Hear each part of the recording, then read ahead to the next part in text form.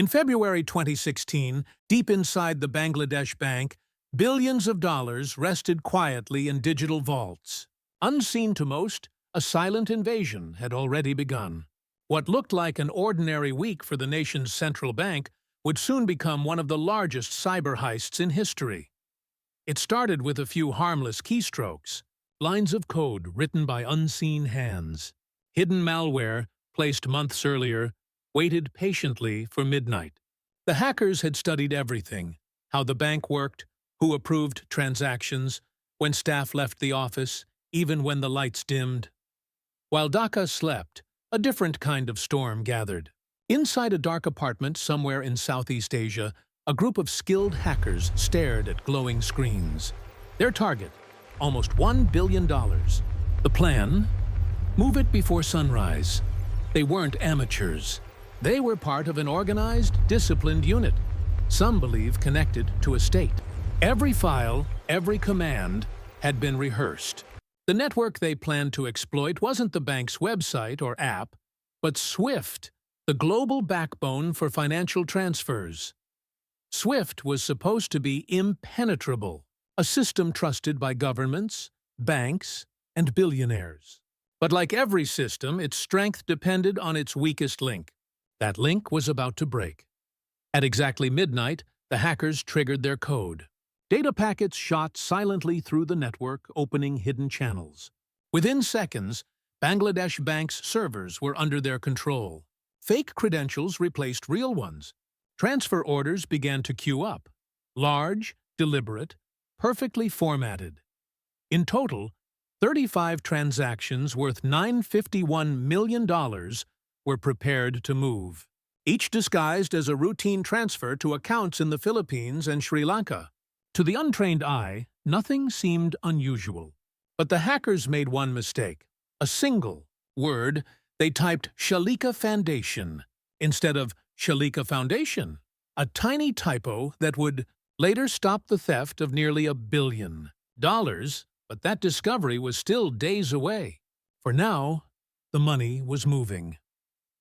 In Dhaka, the bank's staff arrived the next morning, unaware that their system had been hijacked. Screens lit up with normal activity. The malware had even suppressed security alerts. The hackers watched remotely as their transfers were processed. They had one more step: wait for confirmation from the Federal Reserve Bank of New York. Thousands of kilometers away, in the secure halls of the Fed, automated systems began reading the transfer requests. Everything looked legitimate. The amounts were huge, but not impossible. One by one, the orders were approved. Hundreds of millions of dollars started flowing from the Bangladesh Bank's New York account toward offshore destinations. Digital pipelines pulsed with invisible currency. In the hackers' lair, celebration broke out. Years of planning were finally paying off. Their monitors flashed green. Transfer successful. They had just moved more than $80 million in less than an hour. But the victory didn't last long. Back in New York, a Fed employee reviewing the paperwork frowned. Something looked odd. The recipient's name: Shalika Fandation. At first glance, just a spelling issue. But large transactions with even the smallest irregularity are flagged automatically. That small error froze the remaining transfers. Only 5 of the 35 requests went through. The rest were stopped. Still, $81 million had escaped, and the chase was on. The money landed in accounts at the Rizal Commercial Banking Corporation in Manila. From there, it began to vanish, withdrawn, exchanged, and converted into casino chips, the perfect place to hide untraceable cash. The hackers had chosen the Philippines for a reason. At that time, casinos weren't covered by anti-money laundering laws. Once the money entered, it could disappear without a trace. Inside Manila's bright casinos, cash was exchanged for chips. Chips became bets, and bets turned back into clean winnings. In just days, digital theft had transformed into physical wealth. While the gamblers played, panic erupted in Dhaka. Bank officials couldn't believe what they were seeing. Hundreds of millions requested from their accounts overnight, with no authorization. When they tried to print confirmation receipts, the printers jammed, sabotaged by the hackers' code to delay discovery. By the time they understood what had happened, the money trail was already cold. Investigators from multiple countries rushed in.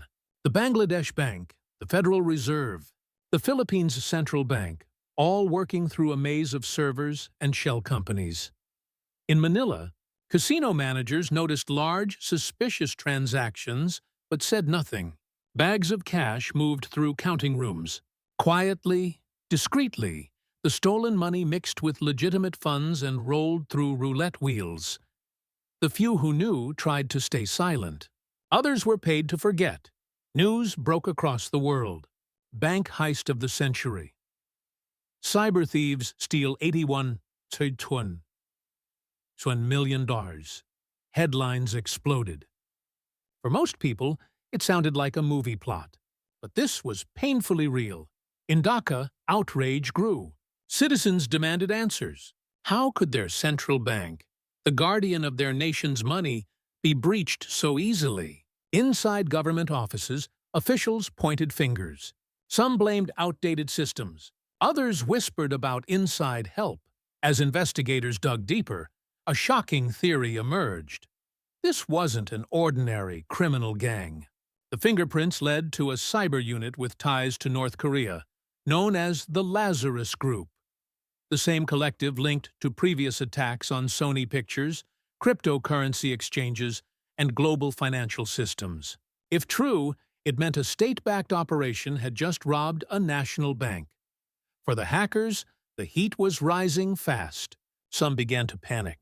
Others doubled down, trying to hide what remained of the money. Millions were laundered through fake companies.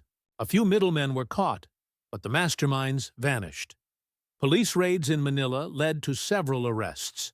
Suspects confessed to handling cash deliveries for clients they never met. Casino operators claimed ignorance. Every testimony revealed fragments of a puzzle too large for any one country to solve. Behind the scenes, global investigators pieced together logs, timestamps, and digital footprints. They traced the stolen money through dozens of accounts and shell corporations.